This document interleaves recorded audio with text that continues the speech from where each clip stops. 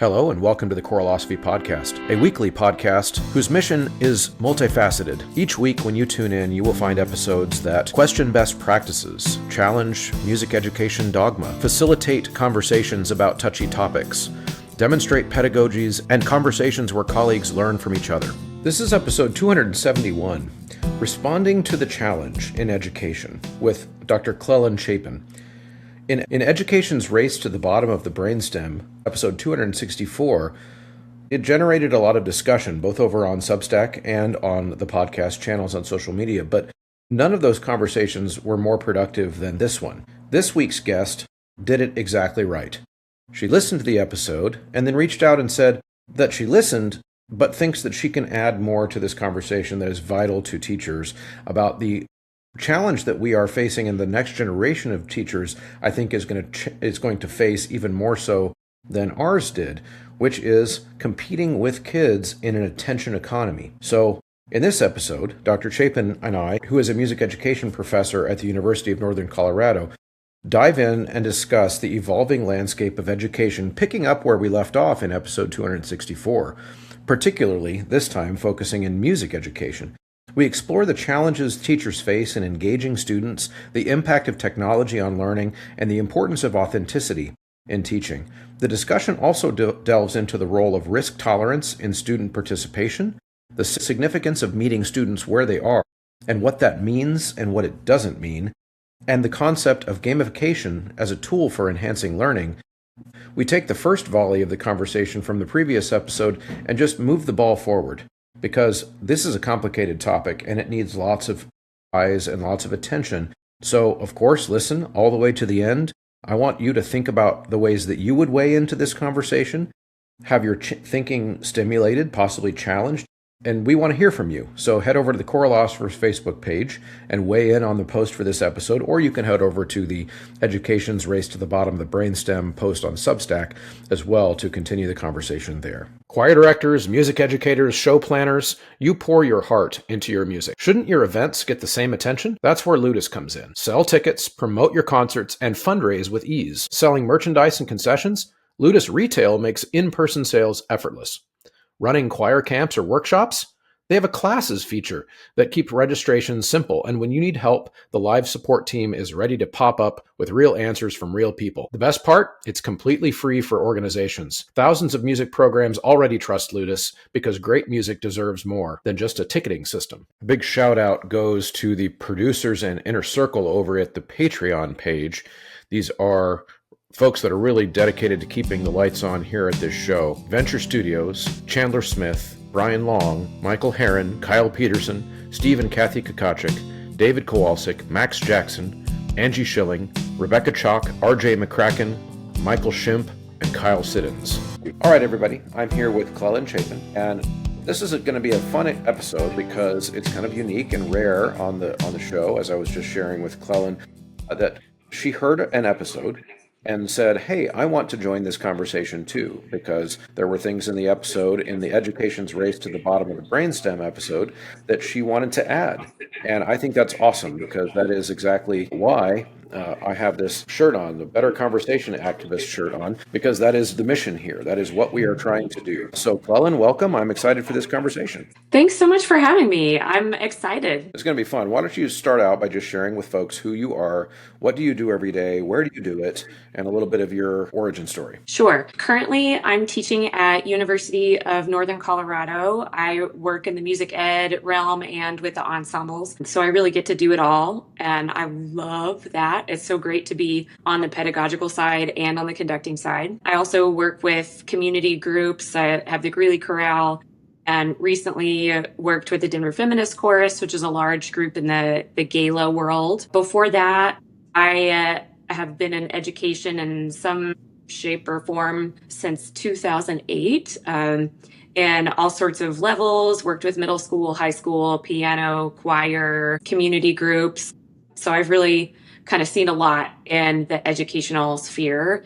And these are my people. I love talking about what we can do to be better educators. And I'm kind of annoying about it because sometimes I won't shut up. Hey, same. Yeah, that's great. That's awesome. And fun fact, I actually have a UNC alumni in my house right now.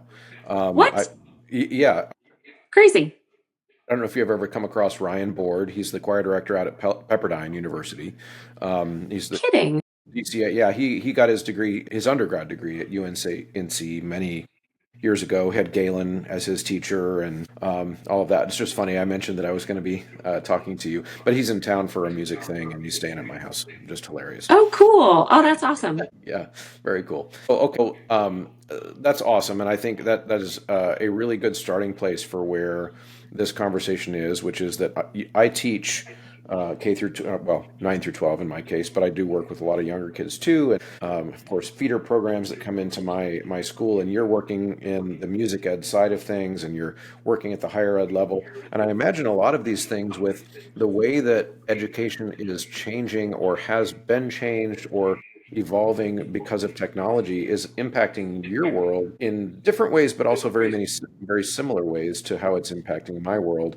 And so I would imagine that when I did an episode about, kids being addicted to dopamine or teachers feeling like they are feeling under pressure to compete with the the online world and all the pings and the love emojis and all of the things that kids have on their phones, that this is not a foreign thing for you, and it's definitely not a foreign thing for me. So why don't you set the scene by just kind of sharing with folks as you were listening, like what caused you to say, "Hey, Chris, can I talk about this too?"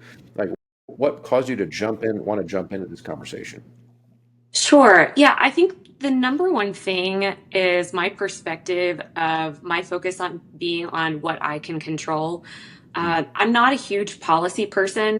Now, I will advocate for policy positions or change in our educational practices right along with the next person. But ultimately, when I come up against some kind of a problem with students really struggling with challenge or struggling with delayed gratification, my brain instantly goes to, well, what can I do? Not what can I get the parents to do? What can I get our school systems to do? Like, how can I combat this issue? And this has been around for a long time. This is not a new thing. I do think we're a little bit more cognizant of it as a society, thanks largely in part to Anxious Generation, which I know Mhm. you mentioned on that podcast. And I really value the evidence in that book. And so there are a lot of things that I've tried to extrapolate from books like Anxious Generation or books that I'm so bad with titles. I'm going to have to get this to you later because I think it's a great book. But there's a book that looks into the science of generating flow states, Hmm. for instance, for students. And I try to draw on these resources to say, like, okay, these are the students that I have in front of me today. What is it that I can do other than complain about God? Like, why are Yeah, no, that would be a really interesting book, especially for teachers, and maybe even unique to us in the arts, where flow state concepts might just be even more. Well, for example, in a music class, you don't necessarily always get to sit down and work it out on paper at your own speed, like a math class Mhm. would, for example. Where my daughter's a junior in high school, and she can take her worksheet home and work at her own pace, and then turn it in tomorrow. We don't always have that chance in music, so that might be an interesting thing. But yes, Well, yeah, and it's not just individual flow states. It's actually Mhm. looking at how can we generate collective flow states, which it is harder when you've got lots of people who are at different levels in their musicianship. But in choral singing, there are a lot of techniques to do that. So that's what I'm really interested in is, okay, these are the students that I have in front of me. These are the struggles that they are dealing with. Like, what's everything that I can look at and learn um, to try to help them with that. And I really think that if we are reflective and adaptive, that we can compete with some of these issues that center around dopamine addiction, phone addiction, the anxiety that students are dealing with, which is all related into that. So that's what I'm excited to share. Yeah. Okay, let's talk about that first. So one of the points that I brought up in that episode, in the Brainstem episode, was related to teachers' misconceptions or pressures that they put on themselves to be able to always break through that fog. And really where I was coming from with it was trying to encourage teachers to not feel like that if they can't break through that fog, that they are the failure and that they are the problem. Because Totally. I would say that I do see that a lot in younger teachers, and I don't know if you've come across this online, but this idea, it's called the Gen Z stare, and people are talking about Yep. this blank stare that younger generations have, and it is related to that dopamine problem, which is that it will, like, okay, man, the thing you're saying right now is just not exciting to me, and that threshold for what we have to do to get them to respond in some kind of a meaningful way put some I think fair pressure on teachers' sense of self-worth. Yeah. So then I'll kick it over to you and let you kind of add to that or push back. Yeah, well, I think there's two parts to this, right? Some of this is about tending to the students and breaking through and helping them be interested in the content that we are teaching. And then the other part of it is this deeply personal connection that we have to our students' response. I can remember so much in my first years of teaching that when a student looked at me wrong, I was going to like go home and be upset because like, I just need them to like me. And we all know that that's kind of the kiss of death when we are hinging our mood and our self-worth based on the emotional response of a 15-year-old girl. That is perilous. And I think one of the things that we have to do is embodied this idea of delayed gratification in our own teaching. One of the things that I talk to my choral methods students about a lot is it is not your job to be liked, it is your job to like. And really working on, okay, how can I appreciate this student? And so often that actually results in me finding like the little breakthrough in what is going to help me connect with that student. For instance, I have some students in my choral ped class who are instrumentalists. They still all have to take my class, which I love. And it gives me a more authentic experience in having students that didn't necessarily want to be there. I luckily don't have to deal with that all the time as a college professor, but that is my test ground for working with students who are not necessarily directly interested in the content that I'm teaching. And so I think about like, gosh, how can I get this oboe player to connect? And so I might ask them about like, tell me about oboe. What is it that you think about for articulation and airflow when you're working with oboe? Oh, wow, that's really cool. I've never thought of that particular way to engage the diaphragm. I'm going to try that out. And I found something that I can like and appreciate about their contributions. Now, that naturally results in them being more engaged and interested in the class and results in me feeling better. But I have to be really comfortable with the fact that not everyone is going to appear to like me at first, and radically comfortable with that. Mm-hmm. That does not mean I don't have an attitude of like, I don't give a crap what anybody thinks. Like, of course I care about their experience, but the second my self-worth gets wrapped up in that interaction, then I'm losing my objectivity about how to reach that student in the best way possible. Yeah. And it's been a practice that I've had to implement over a period of many years. There's a really good book called The Courage to Be Disliked that I hated reading it. It's a terrible read.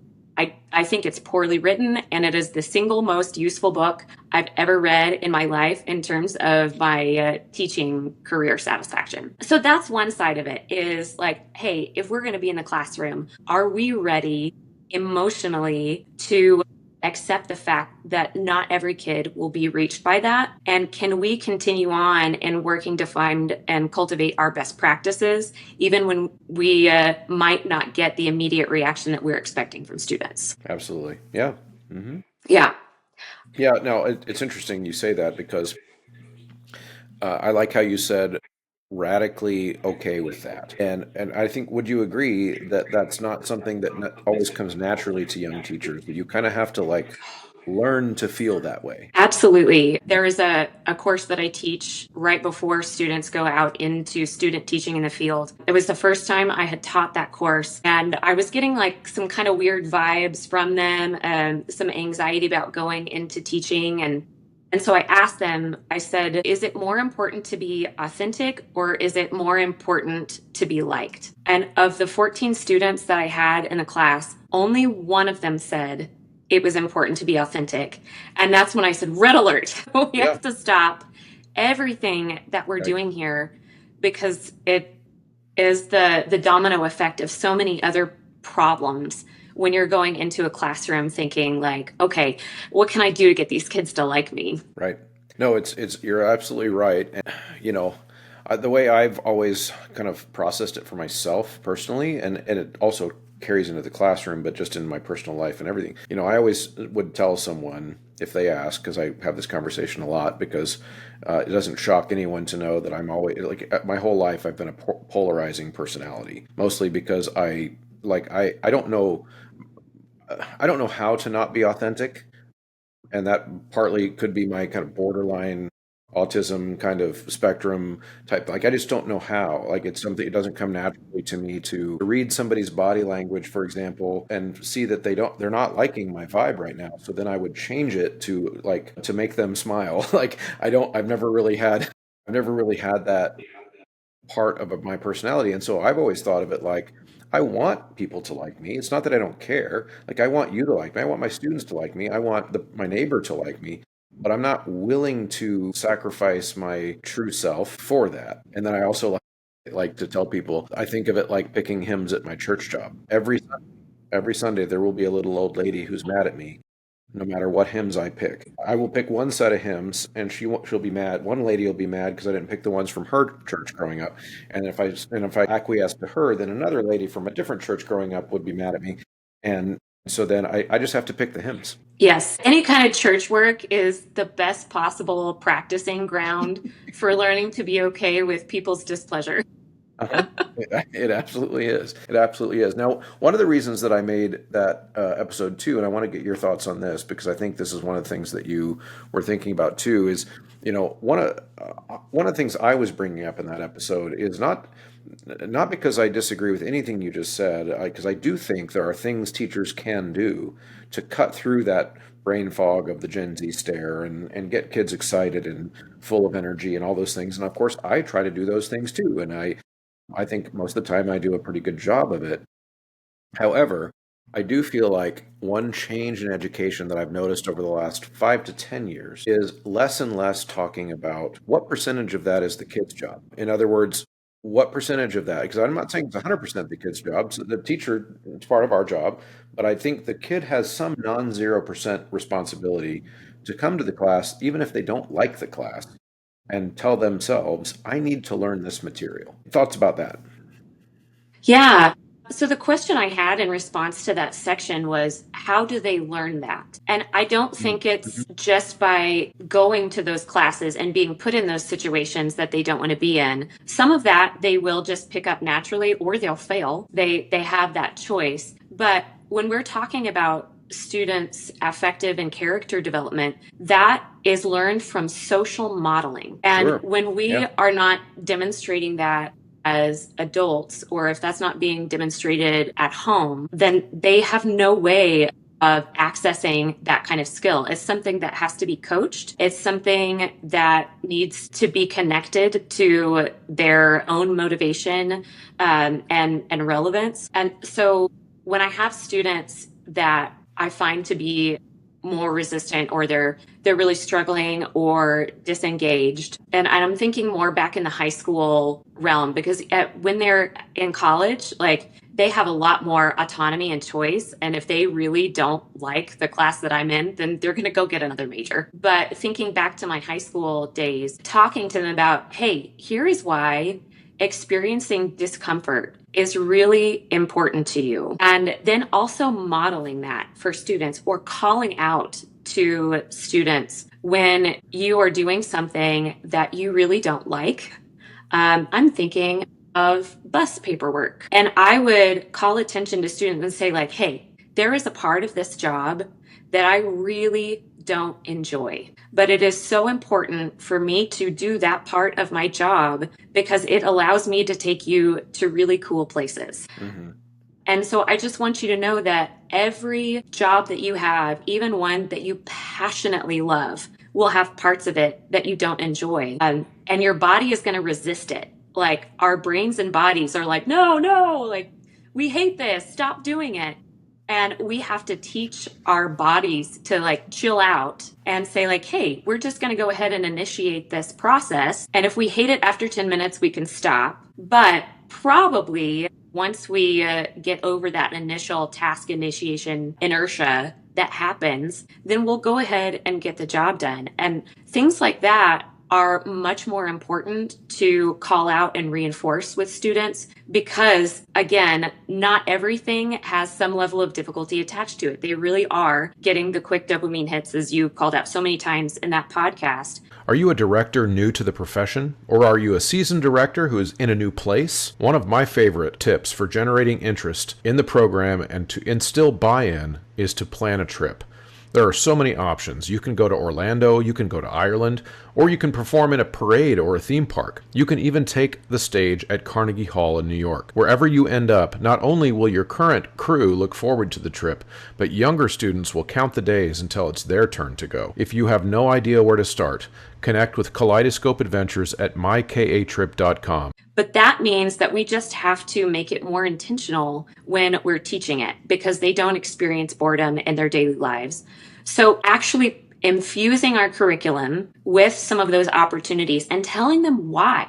I tell my college students, I'm like, hey, you know, this part, it really sucks because you're not going to be good at it right away. And in fact, I expect this first teaching round that you're about to do to go kind of poorly. And the only way out is through. For every bad teaching round, if you get a little bit better each time, I'm going to celebrate you no matter what. And then by the end of the semester, we just had our final. I mean, they were really rehearsing the class, really doing the thing. But I had to explain, like, wow, this struggle is so awesome. And deal with their discomfort and irritation. Like they don't want to be there. They're like, I'm not going to teach a choir classroom. And I'm like, you might. But regardless, you have to be here. And so we're going to do the best we can. Yeah. So I think that is one way to kind of help that with students and accept that that's just our role as teachers. And maybe that's stupid. Maybe the parent should be doing all of this at home. Maybe this educational system should be different, but it's not. And we can either decide, like, do we want to work on these skills with our students and then have a more satisfying work life because of our commitment to building those skills? Or are we going to just kind of have a mediocre job experience? That's really our choice. Yeah, no, you're dead on. And so far, I don't really hear any disagreement because I agree with all of that. I think the perspective that you're sharing, which I think might be one of the differences in the way I communicated what I did and what you're saying, is that pragmatic approach that you're taking, which is that, you know, like, especially because you just said like we could change the system, but it's not changed. Like it is what it is, and how are we going to then respond to it? And maybe one of the differences there is that, you know, because I do have this podcast, and so sometimes my approach is to advocate for the thing to change. Totally. Yeah. For example, one of those would be that, and maybe this will be one tiny point of disagreement, but maybe you can correct me if I'm wrong, is that I do think that kids don't know these skills, or if they're not taught these skills at home. So for example, if they're not raised to just have the belief or the ethic that when you come to school, it's not the teacher's job to entertain you. You need to learn that stuff. And some kids that I teach do have those parents. They have those parents that just like, no, you get off your butt and do your homework. And they have those parents, and that's such a privilege for them. That's wonderful. However, not all kids have that, which I think is your point.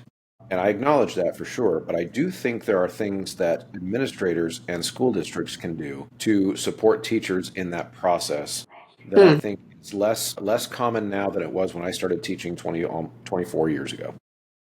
Yes. Like, I do think that has changed, and that's really what I'm advocating for, is that, you know, there's the meme online nowadays, like the cliche online is that a teacher will complain about being not supported by an administrator for failing a kid in a class, for example, or for a disciplinary decision that they made. And the other teacher will jokingly respond, well, did you try forming a relationship with them? Yes, I've seen that. Yeah. seen that, right. And that's really what I'm getting at is this assumption that if the kid doesn't do well, the teacher did something wrong. That's what I'm fighting back against because I think that a portion of this is the kid's responsibility, regardless of anything else. And if that stopgap isn't there, the school administration has to be the catch-all, which is that they're going to say, the teacher also will be, we will assume the teacher did the right thing here, unless we have evidence that they didn't. And I'm sorry if you didn't pass this class because you didn't do homework for the last 3 months or whatever. It's not their job to inspire you to turn in the homework. It's your job to do the homework. Yeah. But that's really what I'm getting at. Is that a disagreement, or are we just saying it in different ways? No, no, yes, I do think our administration has experienced a lot of societal pressure, Mm, whether it's like the No Child Left Behind stuff, or whether it's like the pendulum swing away from discipline-based kind of behavior management to very poorly implemented restorative justice practices. The problem is like when these pendulum swings, people don't actually have the experience or knowledge or support to implement these different practices properly. mm, And so they just end up being terrible, like worse than the old system. But again, I would say that's like one of those things that I'm like, yeah, this happens in education all the time. I've seen the revolution of some of these different behavior systems that have kind of cycled through. And now I think we're getting back a little bit more toward a middle ground based on the conversations that I have with teachers in K-12 education. But I know for some people, it like can't come fast enough because they've had students who are throwing chairs or really like causing problems with physical safety in the classroom. And right. that's where I kind of draw the line and say like when physical safety is a problem in a classroom for students or for teachers, like absolutely there have to be consequences. And in general, like consequences are good things for students to experience. Like I totally agree with all of that and of the challenges. That's just another one of those things that I'm like, okay, on the day to day, can I control that? No. The lobbyists are controlling that. Yeah, the social tides are controlling that. And so I just have to go back to my brass tacks of what am I going to do in my classroom every single day? Right. No, that makes total sense. So I think in a lot of ways we're on the same page there too. So let's move to another one of the issues that I discussed in that episode and see if you have any thoughts on this. So one of the things I spoke about too was the idea that I feel like we have developed this idea of what an engaged student looks like that isn't necessarily authentic to or fully explanatory, as a better way to say it, of what an engaged student actually is. So I hear it in my teacher trainings in my school district all the time, and I am baffled sometimes by what it is that I'm hearing described as an engaged student. And usually the pictures we see in the presentation involves some kid with a really bright face, and they're raising their hand like really high because they just can't wait to answer the question and all of those types of things. And I think my thought is, I know, because I'm a veteran teacher, I know that that's not the only way that teacher or that engaged kids look like. But if I was a young teacher seeing all of this, I'll just call propaganda, I would start to really feel like I sucked at my job as a teacher if my kids didn't fall out of their seats all the time because of how excited they were. And the reality is sometimes an engaged student looks quite somber because they're deep in thought Yeah. or whatever. And in a music context, sometimes that looks like a kid closing their eyes to try, because we do a lot of audiation work in my class. And sometimes it might look like them just closing their eyes and trying to shut out the world so they can try to hear their music in their head. And if an administrator walked in during that time, they would think that I was letting my kids take a nap or whatever. Like engagement looks all kinds of different ways. Thoughts?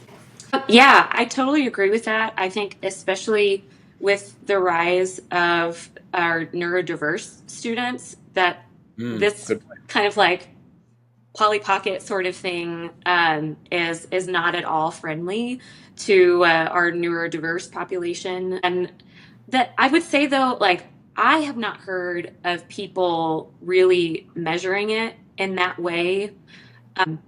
I think like there are some signs of physical engagement that are really useful cues. For sure. Um, and and I do think people should explore that. I can think of a choir student at the collegiate level that I was like, oh gosh, I don't know why this kid wants to be here. Like they auditioned and they show up, but like ain't nothing going on here. Right. Um, Yeah. and so I was like, okay, I'm going to have a conversation. And I learned about like this whole inner world of this kid. And they were talking about something that they were deeply passionate about and still had the same kind of affect. And that gave me like a better bellwether to determine that student's level of engagement. I think what happens sometimes is when teachers look out into their student body and their ensembles and they see that kid that's disengaged, they also like have that alarm bell. And instead of inquiry, sometimes what happens is, well, I don't like that kid. And I don't think that's the majority of teachers. I think most of the time, especially like choral teachers, are really interested in making connections with their students. But I know like when I was first teaching, certainly like the students that I was most drawn to and that I made the most eye contact with and that I spent the most time in proximity to were the students that looked like they really wanted to engage with me. And it wasn't until a few years in when I was accused of having favorites, I was like, I don't have favorites. Like, y'all don't like me. Like, I just, go to the students that seem to want that attention. And then I had to really reflect on what it was that I was doing and being like, oh, am I allowing the level of validation that I am receiving from a student affect the level of attention and care that I am providing? And I think that's a really natural human reaction that we have to constantly guard against. Yeah. Oh my goodness, you're so spot on, and I'm so glad you said that, because that has been a journey in my teaching life also, where I just, looking back on my earlier years of teaching, I just didn't know any better. Like it was following the very natural, like you said, human instinct or flow of a conversation, where if someone is engaging with you, you will engage back with them. But if another person next to them doesn't look at you in the eye, you're just like, well, they're busy. You just assume, Yeah. like, right. And so Yeah. we as teachers, is a lot more natural for me now to seek out the kid on purpose who is not engaging with me, Yeah. for some reason, to try to figure out if I can break through or figure out what key unlocks that or whatever, or figure out, like you said, what that inner world is that I wouldn't know unless I asked, those types of things. Because some kids, and I think I want to see what you think about this, because I think in choral music education specifically, we have many generations now of kids advancing through school choral programs because of personality more than music ability.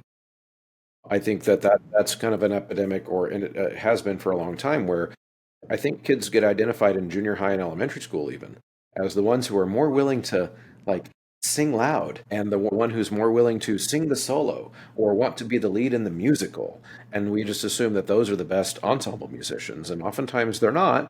And it causes us to miss maybe the quiet, shy kid who just needs some voice lessons and some opportunities, but they might be the best musician in the room, and you don't know that. And I feel like I've found those kids over the years now that I've changed the way I think about this. And I think this can take us into an interesting conversation about risk tolerance and how we coach those students to actually be able to demonstrate the skills that we have. One of the things that we know is happening to our students is the steep decline in risk tolerance, because they get the same kind of risk reward sort of chemical hit from the things that they're doing online, whether that's like a video game or like an iPhone game, or if it's, posting something on social media. They take a little risk, make a joke, and then they can get that instant feedback in a pretty non-vulnerable kind of way. And students really, really need to be coached on some of that risk tolerance. And it's also one of the ways that we can create in our classrooms some of the same dopamine production that students are experiencing on our phones. And when it happens in person, it's not a negative thing. Like, we talk about dopamine hits as if they are a bad thing because we're always talking about them in the context of phones. Right. But actually, like, this dopamine reward system is crucial to reward certain behaviors that give additional like social clout, or to teach new skills. Like these are very important chemicals for us to have access to in person on a daily basis. And so what I would say is we need to do a better job of coaching those quiet kids, or the ones that may not be as comfortable here. Because like it or not, like performance and musicianship is a public skill. And so there is an element of those kids that are naturally like more go-getters, or I'll put myself out there. That's a very useful skill in our society, whether it should be or not. We are very much an extrovert centric society, and some of those things are inherent to being a musician. So one of the things that I implemented in my high school program the last few years is a lot of just very quick solo singing, or even just like really quick sound effects. And we would talk about like, hey, whether you want to be a solo singer or not, you learning to make a sound that is imperfect in front of other people. And then there would always be like some kind of coaching or feedback. So they got to improve and grow in front of their peers, which has a whole other like set of bonus side effects of, inspiring peers. Okay. But then also is very meaningful to them because they would make the sound initially. They would be embarrassed about it. And then they got to show what they could really do once they got a little bit of coaching or feedback. Yep. And we need to talk to students about that, about these are really important skills that are going to benefit you regardless of whether you want to continue on in music or not. I have another really cool story. I'm sorry, I'm such a big talker, and you can feel free to interrupt me, but this was a really fascinating thing that I did recently. That's what we do here. Yeah. So I was giving a professional development presentation for some school district teachers in Colorado. And as part of that presentation, I had a demo choir of 3rd through 5th graders. So a little bit on the younger side, but that made it scarier because I was like, I have no idea how these kids are going to react. So let's just go for it. And I did a little lesson for them that talked about risks. And so we talked about like, what's a positive risk? What's a negative, unsafe risk or something? And we had like all these funny little stories. I taught them a song that I wrote about like taking chances and letting your voice be heard and yada, yada, yada. And then at the end of the session, I said, okay, now we all get to have some positive risk practice. And we're going to sing solos. And I'm not going to have anyone volunteer. I'm going to cold call students. And you can either say, yes, girl, I want the solo. Or you can say, yes, girl, I want the duet. And when I tell you, I mean, just pointed out of the crowd, and I on purpose picked some of the shy, or the kids that were presenting as shyer to me. Okay. Every single kid said, yes, girl, I want the solo. And then their little classmates, we had learned like some little vocal technique tricks, and their little classmates gave them the little hand signals of like, when they tried it again, what they could add onto their little solo, and the kids did it again. That is a chemical rush. If you want to talk about like dopamine hits, taking a risk to do that, and now those kids are going to have that skill of like, oh gosh, when my body's scared, I can actually do it anyway. Yeah. And I had no idea it would be that successful, that every single kid would want to do the solo. But when we present the why to our students, then they're like, okay, you're right. This is something cool that I can try. Do I think it might take a little bit more time in a secondary setting? Absolutely. Mm-hmm. But these are things that I would kind of sneak in. Like it might just start with a silly sound effect as an individual thing. And then eventually it might progress to singing an entire phrase. But these are things that can be taught even to our shy kids. Yeah. No, that's really good. And I do want to clarify one thing, and just to make sure that everybody understands, and that because you said something about talking about dopamine as if it's bad, and then you went to give these examples of what we need dopamine. Absolutely we do. So what I was pointing out, and I just want to make sure it's clear, is that with the phone specifically, the issue is the time window. This is not me making this up. This is the research I've read. It's the time window between dopamine hit and the next dopamine hit. That's the issue. And so, for example, it's like if you're drinking alcohol at a party, And it's the difference between sipping wine over the course of several hours and downing shots. You're you're gonna have a very different response. And alcohol, and you say alcohol is the problem. Well, no, it's the shots. It's the 5 shots in an hour that's why you're puking. Like that kind of thing. So I just make that clear. Totally. And I think I definitely understood that very clearly from you. And there are like real problems that we have to address. Like that's the one policy that I will like shout from the rooftops is no phones in schools. Oh my God. Like It's been a big improvement get the for phones out. Yeah. hmm Because then the dopamine that they do experience in real life, yeah, doesn't have the same effect. And I think that's probably why this was so much more instant with the younger kiddos is 3rd through 5th grade. They're probably going to have a little less exposure on the whole to screen time every day than a student who is 13, 14, 15. So I would certainly expect that kind of lesson to be something that has to be built over a period of weeks rather than 50 minutes as I was able to do with them. But it also can't happen unless there is room for it to happen with kids who are not dopamine addicted. Yeah, no, absolutely. And if I think interrupting that cycle of ping, boredom, go get ping again, boredom, get ping again, that's in a lot of ways that's the job of a teacher. And that was even true before cell phones. It's just that cycle is now so much faster. And Yes. Yeah.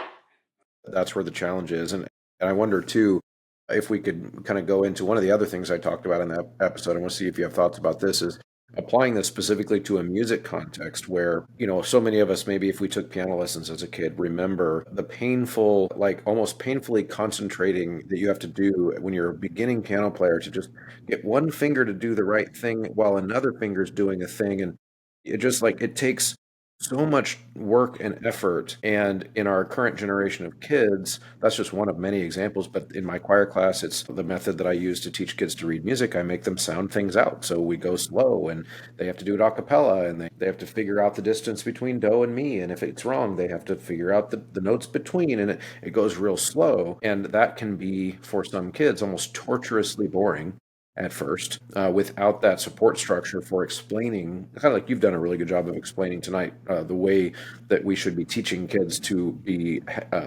okay with some of the struggles and okay with the mistakes and those things. And obviously the sign behind me shows that I agree. I agree with that. So I wonder too, and if you have thoughts about that in the music context specifically, and how some of those things might impact the just like kind of the modern concept of what it means to be a student-centered teacher, which Mhm.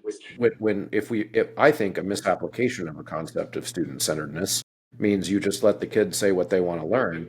But of course, left to their own devices, kids are going to want to learn whatever is easy and quick. And so there has to be some kind of like it can't be that simple.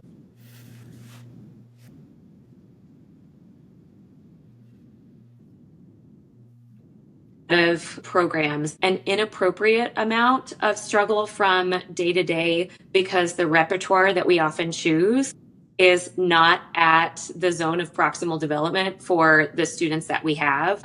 Now, some of that, it does come from like, oh, my kids wanted to do this really hard, like Eric Whitaker piece. And I just know like they'll love it so much. So I went ahead and programmed it, even though it's hard. I know they'll be motivated to work on it. Like, no, if you have chosen repertoire that is so difficult that students can never enter into that flow state and learning it, then I don't think that you are at like the right amounts of struggle. Mm-hmm. I do agree with struggle. I loved using solfege. Like we were big sight readers and hand signers. I have one level of Kodai certification. And so I deeply believe in that. But I think what we don't do well is scaffold very clearly. What some teachers will do, and I see this a lot because I'm working with young teachers all the time, right? I'm not saying all teachers do this, but I work with a lot of less experienced teachers. So their idea of letting the students struggle it out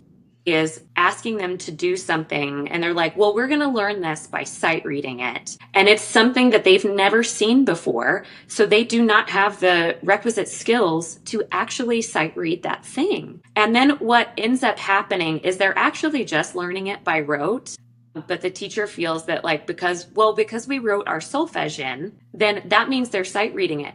That's not at all what it means. If you are teaching sight reading, you have to do an incredible amount of mimicry first, if you believe in sound before sight, and give them the context of those intervals and those rhythms before you set them to work on a piece. And I think often we think, well, I've introduced this concept a few times, that means they're ready. But the amount of time it takes and the amount of repetitions it takes for a group to really understand what do, mi, la, so, fa, mi, re, do, so, do, actually what you need to do to sight read that off the paper, it takes way more time. And I think if we were better about scaffolding into little micro steps, then we could actually have a lot less struggle and a lot more learning and still have the independence that's being built in. But at every point, we are making sure that we're actually providing the materials for them to work with rather than just saying, okay, we're going to figure it out today.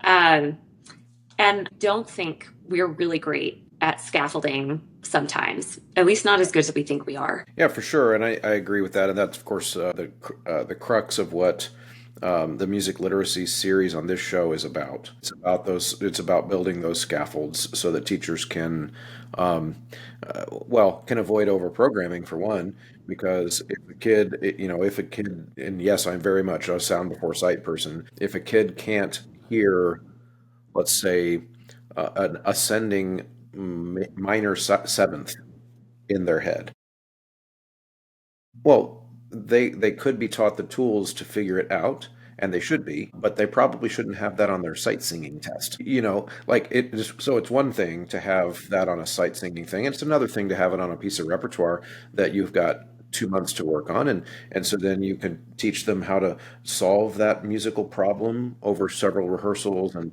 because I'm a big believer in, we're basically what my classroom is built around, which is that I hand kids music and the goal is that they learn it. It's not my job to teach this to you. It's my job to teach you the tools, the skills. And then now here's the music, go learn it. And that takes years to get really good at those things for our kids, and as it should, because it's hard, that kind of thing. And so I think that's where I get concerned sometimes, is that with these modern ideas that kids sometimes bring in, but also teachers absorb too, of we're not good at our job if we don't get kids to a final product right away. That's kind of what I'm criticizing, which I want to be supported in the idea that a kid might join my program in 9th grade and not be super good at it until 11th or 12th grade, because it's hard. You know what I mean? Yeah. Well, and I think where I might differ with you some on that is that there are some times that working on literacy is my primary objective. And so that might be okay, this is the section we're going to sight read. And this section, literacy, is not my primary objective. It's actually the vocal technique that's required. And in order to create a better flow state for you to achieve that particular goal, then we're not going to solfege that section. This is one that I'm going to model for you by rote, because first of all, I believe that oral skills can be built, and it's really important to learn how to orally mimic someone and to retain a pitch sequence from something that someone else sings to you. And I want to remove the barriers for the goal that I'm teaching at that moment. I'm definitely not everything must be solfeged or sight readable, or we have to figure it out. And I do think that is also some of the thing that gets in the way sometimes of creating that flow state, is when we've got multiple challenges that are in the way of the learning. Okay, then that's going to take away some of the brain bandwidth to reach the specific goal. And if there's one thing that I really want to teach, then I'm going to try to remove the barriers for that so they can do their absolute best on the vocal technique side of it, or whatever it is that I'm trying to teach that day. Or if it's something like social connection might be my objective. And so I'm going to rehearse in kind of a different way that day that is not focused on the pitches, rhythms, or vocal technique, but is rather focused on the communication and building the rapport in the group. And these are all things that if we think really, really carefully about how we're planning our courses, or our classes for each day, then we don't have to get bogged down in too much struggle. Like, I think considering minimum effective dose is a really important concept when we are trying to balance the social emotional needs, the needs for music literacy, the needs for vocal technique instruction, for performance and communication quality. So that's where I might be a little in a slightly different place from you in terms of my prioritizing of struggle in my rehearsals. That is possible. However, I might say back Come to on, I want to disagree with you at some point. Like, we got to battle at no. some point. I think Good I think grief. we no, it's good. It's good. We do, I think, disagree with it, but not in terms of I think we have the same goals. I think that the reason I would disagree with the way you said it is because, at least in my pedagogy, the way I think of it, I am teaching all of those things at the same time. So I don't think of it as like, well, my goal right now is literacy or my goal is vocal technique. So one of the things that I think about is that for singers anyway, especially literacy, reading fluently is is inseparable from vocal technique because for Oh, especially sure. Yes. Yeah. for adolescent singers especially because like they for example the example I use in a lot of presentations and stuff is that like with adolescent girls for example it is predictable like the sun rising that in the key of F when they're like in ninth grade and their voices are really mousy and breathy and all of that and if I'm trying to get them to read something in the key of F and it's like even just super quarter note simple and maybe they're going up and down by scale and they're doing fine but then it goes do to so, like so F to C, right? Yeah. And in almost all cases, if they're brand new to it, they will sing F to A first, and Yeah. Yeah. they'll see F to C, but they'll sing F to A. And my response in those situations in class is to talk to them about vocal technique. I don't tell them they Hmm. sing wrong note. I don't tell Yeah. them that they're too low there or any of those things. I talk to them about breath connection, making sure that they're getting more air moving through their instrument, coordinating their onset. Then the breathiness starts to go away, and then I ask them to sing it again, and almost always the correct note comes out because it's connected to it's connected to how they were singing. They were letting too much air escape, and then the note didn't go high enough. So that's kind of how I think of it, and so I kind of try to, and that I would even say the social emotional stuff that you mentioned. I think of it all as wrapped up together too, which is that there is not a whole lot that'll do more for a kid's social emotional state than to find out that they can do something that's really hard. You know what I mean? So I feel like I'm baking it all into the same pie. So I don't think that Yeah. And I don't think we disagree. I think it's just that I just think of it in a different way. yeah, I think you're right about that. And certainly like after immediately like after the skill has been achieved, it's going to be integrated into the repertoire, into the sight reading or whatever. So certainly like it's more of like the hierarchy of the objective. Like, what is my first and foremost objective in that moment? And I'm going to tailor my teaching around whatever streamlines that primary objective as opposed to the secondary or tertiary objective. Right. Yeah, no, that makes Yeah. total sense. It makes total sense. And I think we've got time to maybe hit one more subtopic, and it's kind of related. It's a good segue. One of the things I criticized in that episode is one of the things, the last things I talked about was the idea that it's kind of a buzz phrase now in education, but it is that we need to meet students where they are. And my criticism was that essentially that I agree in a practical sense. Like you can't teach a kid to do calculus if they've never had algebra. So you like that it would be silly to expect that they're going to be able to do all these upper level things if they've never done the fundamental things, and that's great. However, I just my observation, I feel like I see a misapplication again of that really good idea. happening, which is that it's great if I want to meet the kid where they are, but I better have a plan to have them not be there anymore 2 weeks from now. Like I can't meet them where they are every day and then just roll with it if they're not growing. That's on me as the teacher. That's my responsibility. Thoughts? Yes, I totally agree. It's meet them where they are at and then move them forward. I think one of the things that is counter to that idea is this idea of like one of the things you had mentioned is, well, this person might have been a great teacher 20 years ago, and now they're all of a sudden not considered a great teacher because they're not using these new techniques or Or meeting the students dynamic where enough they're to push at, them or ahead? like, yeah. And I think, well, but it's not 20 years ago, right? And so some of the things that we have to do in order to elicit that engagement from students is harder. And it is like there are more performative elements to this. I do believe, I think it is more difficult now to get students to do things that they don't want to do or that they feel nervous about. But I think that entering in with this mindset of like, well, I can't compete with the dopamine hits, or like I shouldn't have to use these, like I shouldn't have to be a one man show in order to get students to be on board. And that's where I'm like, well, that's your choice. And you can either do it and have the program that you want, or you cannot. And I think I really enjoyed like trying to find the ways to sort of compete with that dopamine abundance that they are experiencing. So some of the ways that I think about doing this to meet them where they're at is employing risk reward, which we kind of talked about.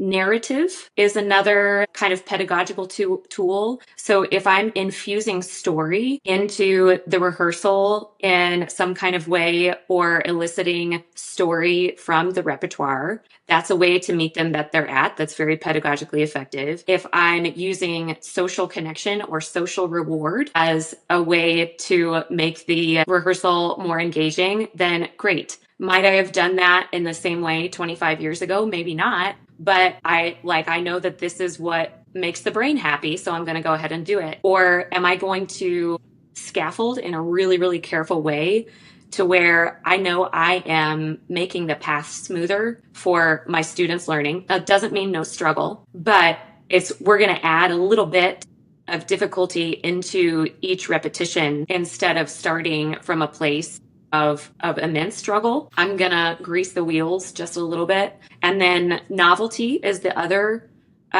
thing that is really exciting to brains and what they get so much of online. And so I'm weird and I use humor a lot.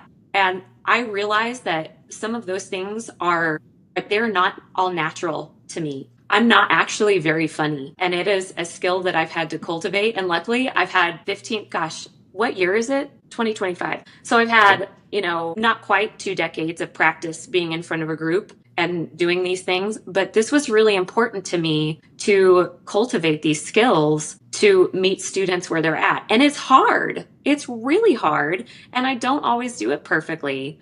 For me, it's a waste of time for me to ask the question of, should I have to do this? And it's more of like, well, what do I want as as a conductor, and what do I have to do to get it?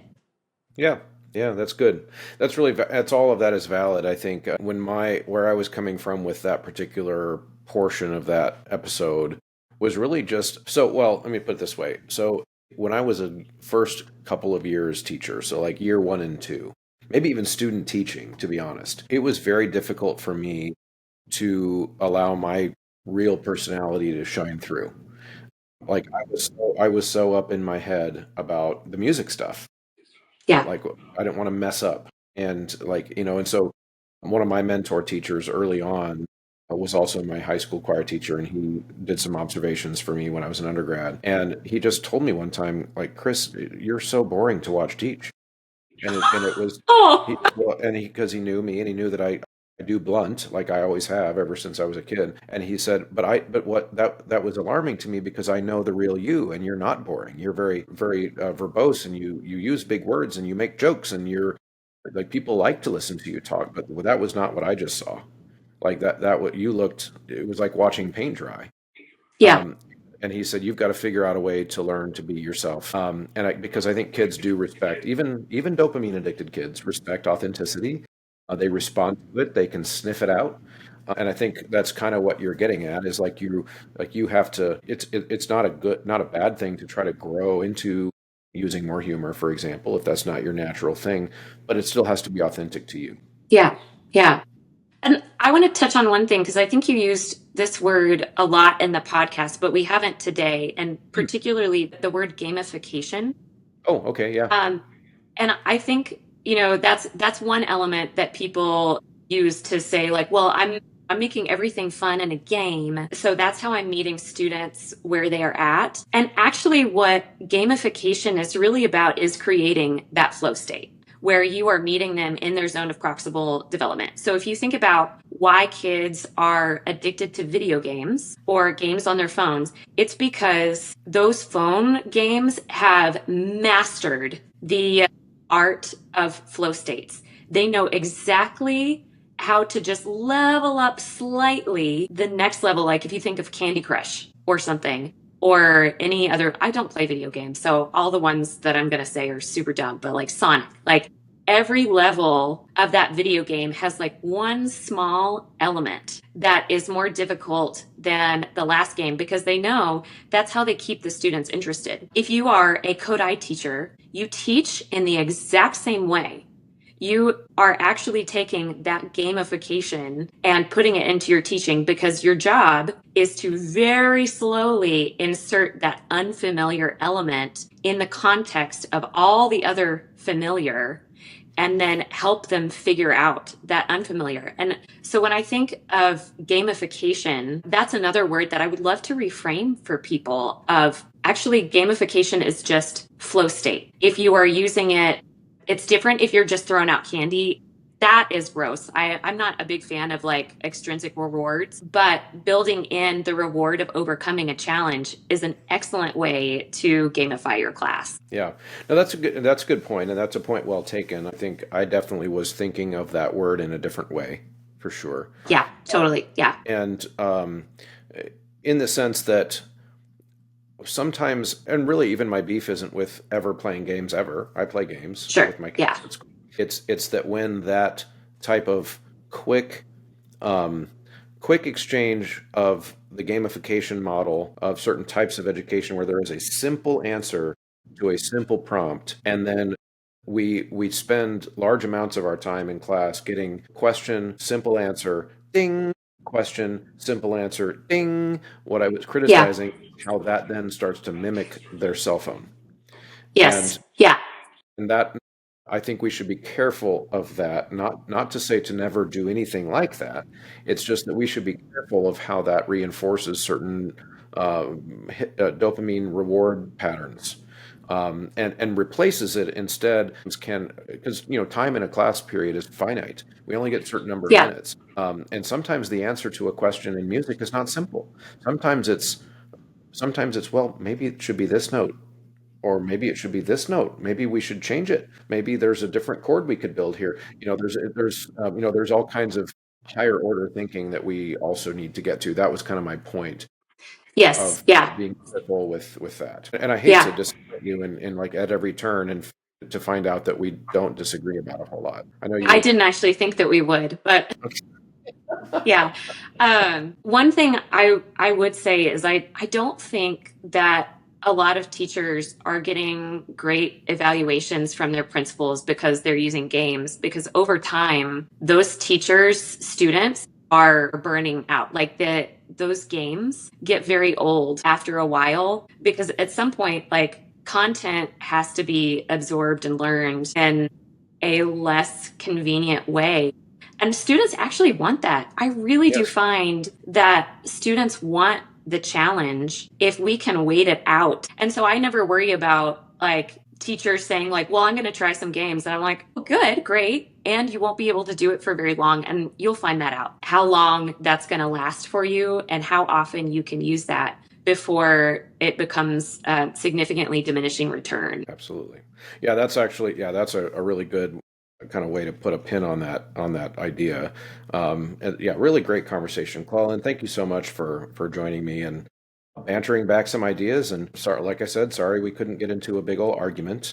Maybe next time. I'll Thank find you so something. Yeah. Yeah, thank you so much. It really was a pleasure to chat with you and hear more about your ideas about this and get to share some of my own. Thank you so much for sticking around to the end of a conversation. If you are still hearing my voice, that means you're one of the MVPs, one of the diehards, one of the real ones, as the kids say. So if you are willing on the way out to check out a few different ways that you can help me continue to make this show high quality. One, use the promo code. That's the biggest one at Sight Reading Factory, at mymusicfolders.com, at mychoirropes.com, at graphitepublishing.com, and endeavormusicpublishing.com. All of those take the Choirlosophy checkout code. And of course, now the newest one is 3-Minute Theory. You can get a 15% discount when you enter Choirlosophy at checkout there.